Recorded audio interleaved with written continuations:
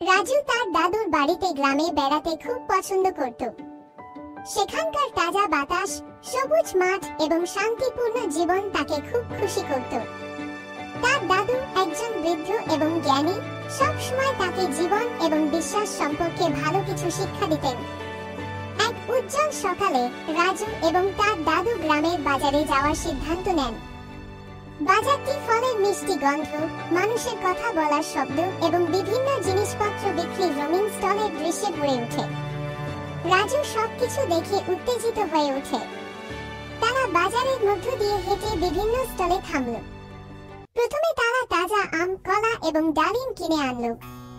তারপর তারা মৌমাছি পালনকারীদের স্টলে গেল এবং এক বোতল খাঁটি মধু কিনল। রাজু মধু পছন্দ করত এবং তার দাদু সবসময় তাকে মনে করিয়ে দিতেন যে মধু ইসলামের একটি বরকতময় খাবার।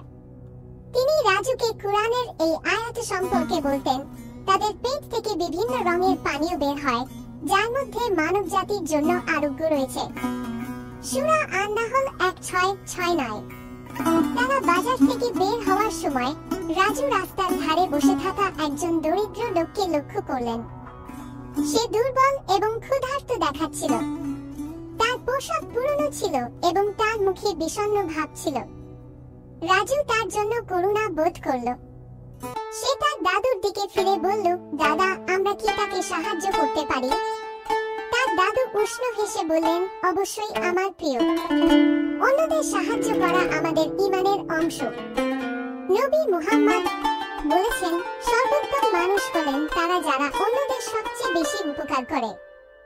রাজু খুশি হয়ে কিছু ফল এবং মধু কিনে দরিদ্র লোকটিকে দিলেন। লোকটির চোখ কৃতজ্ঞতার অশ্রুতে ভরে গেল। সে কাঁপা কাঁপা কণ্ঠে তাদের ধন্যবাদ জানায়, আল্লাহ তোমাকে আশীর্বাদ করুন, আমার ছেলে। তারা যখন বাড়ি ফিরে যাচ্ছিল, রাজু তার হৃদয়ে গভীর আনন্দ অনুভব করল। তার দাদু তার মাথায় হাত বুলিয়ে বললেন, মনে রেখো, দয়া এবং দানশীলতা আমাদের আল্লাহর আরো কাছে নিয়ে আসে। সর্বদা অভাবীদের সাহায্য করো।